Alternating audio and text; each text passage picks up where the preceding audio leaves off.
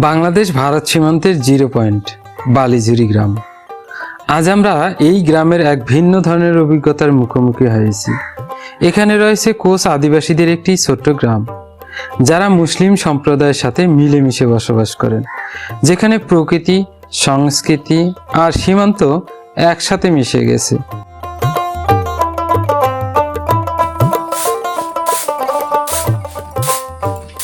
সুপ্রিয় দর্শক, শেরপুর জেলার ঝিনাইগাতি উপজেলার বালিঝুরি গ্রাম থেকে আপনাদের স্বাগত জানাচ্ছি।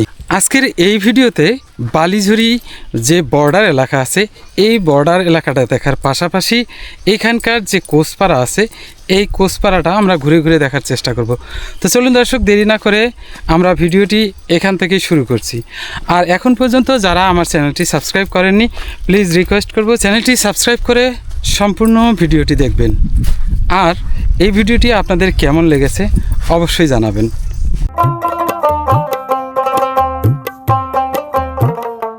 বালিঝুরি জিরো পয়েন্ট সীমান্তের খুব কাছে হওয়ায় এখানকার মানুষের জীবনযাপন অনেকটাই আলাদা। প্রতিদিনই তারা সীমান্তের উপস্থিতি অনুভব করে।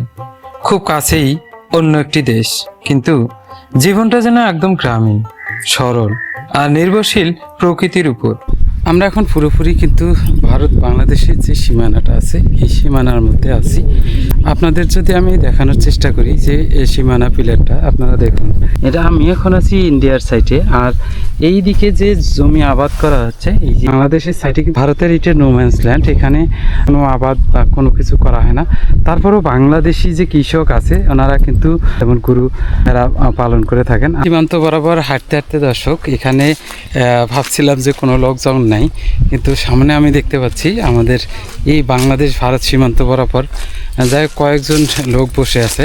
তো চলুন দর্শক, আমরা এই বর্ডার এলাকা এবং ওই গ্রামের নাম কি, আমরা এটাও একটু জানার চেষ্টা করি, তাদের সাথে একটু কথা বলি। এই যে আপনারা যে এখানে গবাদি পশু চড়াচ্ছেন, গরু চড়াচ্ছেন, এর কারণে কি কখনো আপনাদের কোনো রকম সমস্যা হয়? হ্যাঁ, সমস্যা হইতে দেয়, মানে আপনাদেরকে এদিকে খেদাই দেয়? হ্যাঁ, মানে ওদিকে গরুর দিকে যাইতে না করে আর কি। মানে ওদের এই নোম্যান্স ল্যান্ডের ভেতরেও ওরা থাকতে আপনাদেরকে বারণ করে? হ্যাঁ, আচ্ছা আচ্ছা। ওপারের ওই গ্রামের নাম জানেন আপনারা? না না না। হ্যাঁ, অনেক ওই যে বলছে পোড়া খাসিয়া নাকি যেন? পুরা খাসিতে এইটাই পোড়া খাসি? এই যেখানে আমরা রয়েছি মেঘালয়ের? হ্যাঁ, আচ্ছা আচ্ছা, মেঘালয়ের এটা হচ্ছে পোড়া খাসি। ওপাশে খাসিয়া উপজাতি নাকি থাকে? হ্যাঁ, এটা মেঘালয়, মানে ওই তুরে আছে না? হ্যাঁ, তুরা থেকে এইদিকে মেঘালয় ধরে, এই মেঘালয় হিসেবে এটা শুধু আর কি মেঘালয়ে পড়ে। মেঘালয় তো এটা পুরাটা জুড়েই মেঘালয়। গ্রামের নাম আমরা বলবো কেন? মানে গ্রামের নাম আপনারা আর কি জানেন না, তাই তো? না, মানে ওই ওপাশের খবর অতটা রাখা সম্ভব না না, ওর সাথে তো আমাদের কোনো যোগাযোগ নাই। তো ঠিক আছে ভাইয়া, ধন্যবাদ, ভালো থাকবেন। হ্যাঁ, ঠিক আছে, আচ্ছা। প্রিয় দর্শক, এই নিচু জায়গাটার থেকে যখন আমরা একটু এখানে পাহাড়ের একটু টিলা দেখা যাচ্ছে, আমরা এই টিলা থেকে একটু উপরে উঠে দেখি ঘরবাড়িগুলো কিন্তু বিচ্ছিন্ন ঘরবাড়ি। আর এই জায়গায় যে নোম্যান্স ল্যান্ডের মতো গরু চড়াচ্ছেন, ঠিক সেই রকম কিন্তু সেম তারা একইভাবে কিন্তু গরু চড়াচ্ছেন। আপনারা দেখলে কত সুন্দর দেখা যাচ্ছে তাদের বাড়িঘরগুলো, আপনারা একটু দেখুন। একদম কিন্তু বিচ্ছিন্ন আকারে এই যে ঘর বাড়িগুলো দেখা যাচ্ছে, কত সুন্দর। এখান থেকে দেখেন এই যে বিচ্ছিন্ন যে ভারতের ঘর বাড়িগুলো, এটা কিন্তু খুব সুন্দর লাগতেছে। আর এখানে কিন্তু এই যে একটা সীমান্ত পিলার আছে, আমি একটু ওই সীমান্ত পিলারের উপরে উঠি, আপনাদের দেখাচ্ছি। এখান থেকে কিন্তু সুন্দর দেখা যাচ্ছে সব কিছু। কাছে যাইতে পারলে হয়তো খুব ভালো লাগতো, তার কারণ একবারে এই তারকাটা বেড়ার কাছে গেলে একটা সুন্দর তাদের পরিবেশ পরিস্থিতিটা কিন্তু খুব সুন্দর দেখা যেত। কোথায় থেকে আসছে ভাই এরা? আমরা ঢাকার থেকে আসছিলাম ভাই। ঢাকার থেকে? দেখি দাওয়াত খাইতে নাকি? না, আমরা আমি ওনাদের বাড়ি জায়গায়, কিন্তু আমার বাড়ি হলো চাঁদপুরে, আমি ঢাকা থাকি। ওনাদের সাথে উদ্দেশ্যেই আসছি আমি এই অঞ্চলটা একটু দেখার জন্য, মানে এই জিরো পয়েন্টটা দেখার জন্য আসছি। যে এখানে নেটে দেখি অনেক সময় গোলাগুলি হয়, অনেক মারামারি হয়, তারে বেড়া ঝুলিয়ে দেয়। এটা বাস্তবতা, সত্য কতটুকু মিথ্যা কতটুকু জানার জন্য অ্যাকচুয়াল। মানে আমরা যেহেতু এই বর্ডার বেল্ট দিয়ে ঘুরি তো সবসময়, সত্যি এই বর্ডার বেল্টে যারা 0 পয়েন্টে আপনার গবাদি পশু চড়ায় তাদের উপরে অনেক সময় বিএসএফ, আপনারা জানেন যে একাধিক মানুষকে কিন্তু তারা মারছে। হ্যাঁ, এইটা কিন্তু আসলে বৈধ না। এই কাজটা যে ওরা করে এটা ওরা গায়ের জোরে করে। এখন ওই যে ওরা গবাদি পশু চড়াচ্ছে, হঠাৎ করে যদি এখানে দেয় তাহলে এইটা অপরাধ না? অনেক বড় অপরাধ এটা। একটা মানুষের জীবনের চাইতে মূল্যবান আর কিছু না, আর কিছু হতে পারে না। এই কাজটা ওরা এইটা করে, এটা আসলে মানবিক কোনো কাজ করে না। মানে এইটা ভীষণই একটা অমানবিক জিনিস। ইভেন আমরা যে ক্যামেরা করতে দেখছি না, আমাদেরকে দেখলে এত পরিমাণে ক্ষেপে যায়, মানে এটা কল্পনার অতীত। তার মানে এই নিশ্চয়ই ওদের কোনো সমস্যা আছে। অবশ্যই সমস্যা আছে। আর এই ধরেন আপনার কোনো সমস্যা নাই, আপনার সাথে আমি কথা বলছি, আপনি ক্যামেরার সাথে কিন্তু খুব মানে একদম সাবলীল ভাবে কথাটা বলছেন, তাহলে আপনার সমস্যা নাই, আমি এটা বুঝতে পারছি। আমরা যখন ওদের ওই বর্ডারটায় ক্যামেরাটা ধরি তখন যে ওরা তেলে বেগুনে জ্বলে ওঠে, তার মানে নিশ্চয়ই ওদের কোনো প্রবলেম। অবশ্যই ওদের কোনো প্রবলেম আছে বলে ওরা তেলে বেগুনে যে জ্বলে ওঠে। জ্বলে নাহলে তো জ্বলার কোনো প্রশ্নই আসে না। ওইটা বলার দরকার নেই। না, বলার দরকার নাই না, এটা আমরা বলতে পারি, এই বলার অধিকার আমাদের আছে, কারণ আমরা এটা প্রতিদিন দেখছি। আর এখানে তো এই সীমান্ত তো তাও ঝুঁকিপূর্ণ না। আপনি যদি এই বর্ডার বেল্ট দিয়ে ঘোরেন, যদি হালুয়াঘাট যান, ধোবাউড়ার সাইডে যান, এখানের থেকে ওখানকার কন্ডিশন আরো অনেক জটিল। দেখার জন্য যাবো, এখানে আসলাম, দেখলাম, ভালো লাগছে। তবে যাই করেন ওখানেও যাবো। একটু সাবধানে থাকবেন। আমাদের ঘর বাড়ি দেখতেছেন, এর অনুভূতি কেমন? মনে হচ্ছে যে আমাদের মতোই না? মনে হচ্ছে তো আমাদের তো খারাপ অবস্থা ওরা আছে, কিন্তু তারপর ওরা আমাদের উপর তো জুলুম করতেছে। জুলুম করে। আমাদের দেশের নাগরিকদের কোনো মানে নিরাপত্তাই ওদের কাছে নাই। ওদের কাছে কোনো নিরাপত্তা নেই দেশের জনগণের। কি এমন হতো যে একটু কাছে গেলে, এটা তো একটা মানুষের আকর্ষণ। তো চলুন দর্শক, আমরা এখানে না থেকে আমরা আসলে এই বর্ডারের পাশাপাশি যে কোচপাড়ার ভিডিও আপনাদের দৃশ্য দেখাইতে চাইছি, আমরা সেই দিকেই চলে যাই। অধিকাংশ কোচ আদিবাসীর নিজস্ব জমি না থাকায় তারা বসতি গড়ে তুলেছেন এই পাহাড়ি এলাকায়। পাহাড়ের ঢাল আর সীমিত সুযোগ সুবিধার মাঝেই তাদের জীবনযাপন। তবুও থেমে নেই জীবন। এই পাহাড়ের ঢালেই তারা সামান্য জমিতে চাষাবাদ করে আর মাটির ঘরেই গড়ে তোলেন তাদের বসতি। তবে সময়ের সাথে সাথে পরিবর্তন এসেছে এখানেও। প্রাকৃতিক দুর্যোগ আর বন্য হাতির আক্রমণের কারণে অনেকেই এখন মাটির ঘর ছেড়ে টিনের তৈরি ঘর বাড়ির দিকে ঝুঁকছেন। এই যে দেখুন, যেন মনে হচ্ছে জুম চাষ করবে, তবে আবার সমতলে গিয়ে কিন্তু এখানে আবার এখন বর্তমানে বোরো রয়েছে। তা কোচপাড়ার ভেতরে কি মুসলমানও আছে? মানে মুসলমান এবং কোচ দুই জাতি গোষ্ঠী একসাথেই আছে।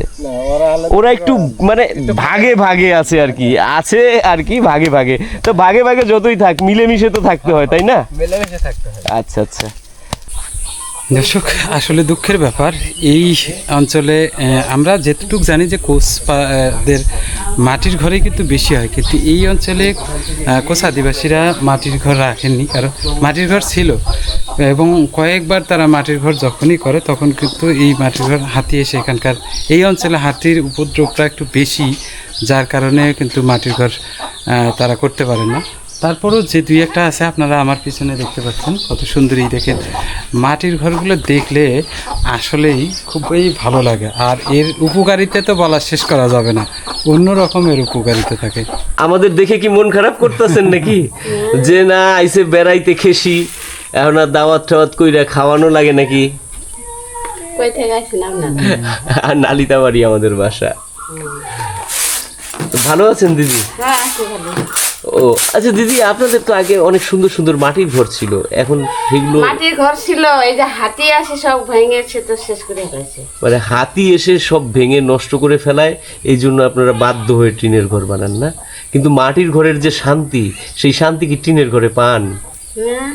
পান না, তাই না? এটা যে গরম লাগে, এই টিনের ঘর প্রচুর গরম হয়, শীতের দিনে শীত লাগে, গরমের দিনে গরম লাগে, মানে টিনের ঘরে ওই শান্তি নাই। কিন্তু এই হাতির কারণেই আপনারা বাধ্য হয়ে মাটির ঘরে ছিল। হ্যাঁ, হাতি 3-4 বার ভেঙে ফেলেছে। 5 ছেলে মেয়ে।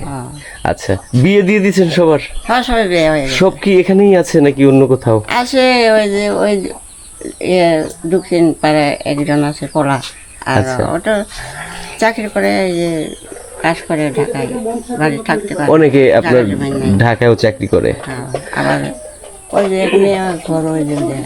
আচ্ছা, তো আপনারা তো হিন্দু, সনাতন ধর্মাবলম্বী না? আদিবাসী হিন্দু।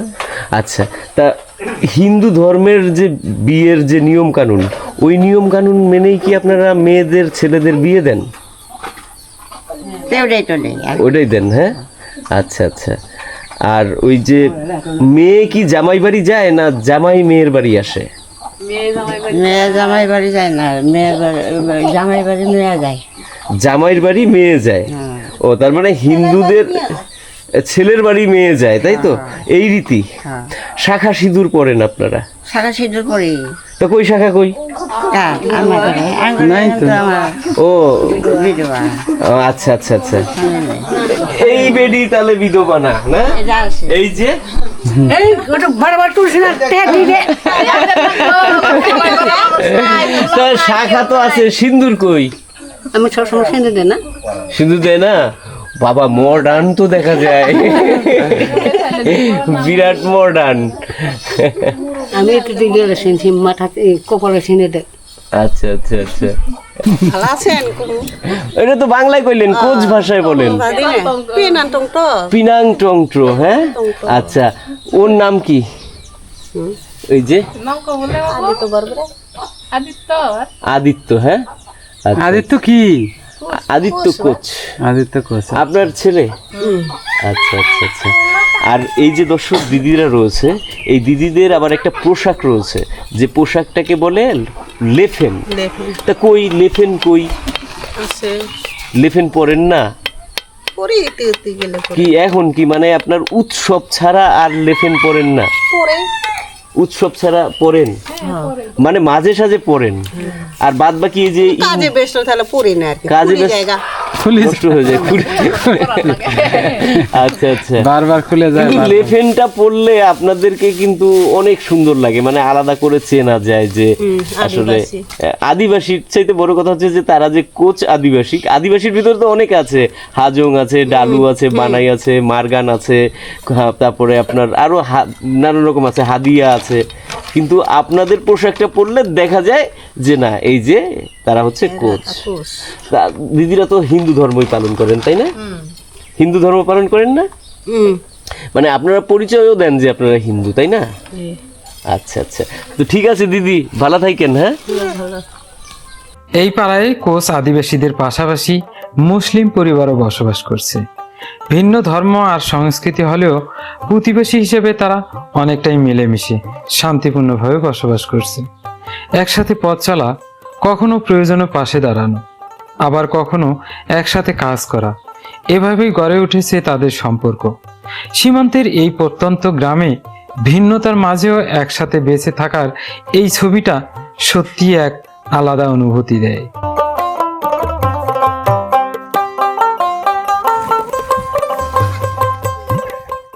আপনারা তো হিন্দু ধর্ম পালন করেন, কিন্তু হিন্দু ধর্মের বাইরেও কিন্তু আপনাদের অনেক উৎসব আছে, নিজস্ব উৎসব।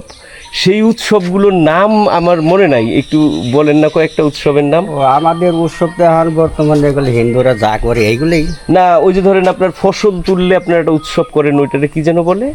পূর্বের অনেক কিছুই এখন আস্তে আস্তে আসলে হারাই যাইতেছে, হারিয়ে যাইতেছে এগুলো সব। হারাই যাইতেছে না? তো দাদা, এখানে আসলে আপনাদের কি কোনো নিজস্ব বারোয়ারি মন্দির আছে, সার্বজনীন মন্দির, যেখানে আপনারা- বারোয়ারি মন্দির আমার সেই যে এ, কালীবাড়ি আছে না, ওইটাই। ওই কালীবাড়িটাই আপনাদের বারোয়ারি মন্দির। বারোয়ারি, জি। আচ্ছা, আর একটা প্রশ্ন দাদা, আপনারা যে হিন্দু ধর্ম পালন করেন, আরো আমাদের এই জনপদে সাধারণ হিন্দু আছে, যেমন সাহা ঠাহা, এই যে যারা আছে, এই হিন্দুরা কি আপনাদের সাথে মানে সহাবস্থান করে একত্রে, নাকি তারা আপনাদের কিছু আলাদা চোখেই দেখে? না, আমরা পূজা পালি একত্রভাবেই করি, কিন্তু আমাদের যে যার যে নিয়ম আমরা সেইভাবেই থাকি আর কি। মানে তারা আসলে ওইভাবে আপনাদেরকে আসল বিয়ে শাদীর ক্ষেত্রে কি হয়? এখন চলেই হইতেই আছে এখন। মানে ওরা কি দিতে চায় ওদের ছেলে মেয়েদের, আপনাদের ছেলে মেয়েদের সাথে বিয়ে? ওই যে বর্মন, বংশী, কায়েস এরা দেয়, এরা দেয়। এরা দেয়, হ্যাঁ। আচ্ছা আচ্ছা। আর এর বাইরে তেমন একটা হয় না। আর ওদের সাথে আপনারা বোধহয় খুব একটা ভালো সম্পর্ক রাখেনও না, মানে আপনারা আপনাদের নিজেদেরটাকে নিজেদের মতোই থাকার জি, জি, চেষ্টা জি, করেন, জি। তাই তো? জি, এইটাই। এর বাইরে আপনারা বেরোন না, তাই তো? বাইরে আমরা বেরোই। আচ্ছা, ঠিক আছে দাদা, ভালো থাকবেন, হ্যাঁ, ধন্যবাদ আপনাকে। তো প্রিয় দর্শক, এই ছিল আমাদের বালিঝুরি 0 পয়েন্টের ভিডিও। আশা করছি আপনাদের এখানকার যে পরিবেশ পরিস্থিতি, বিশেষ করে বর্ডার এরিয়া, ভারতের কিছু গ্রাম দেখানোর চেষ্টা করলাম, পাশাপাশি এই এলাকার যে কোচ আদিবাসী আছে তাদের যে গ্রাম, এই গ্রামের দৃশ্য দেখানোর চেষ্টা করলাম। আশা করছি আপনাদের ভিডিওটি খুবই ভালো লেগেছে।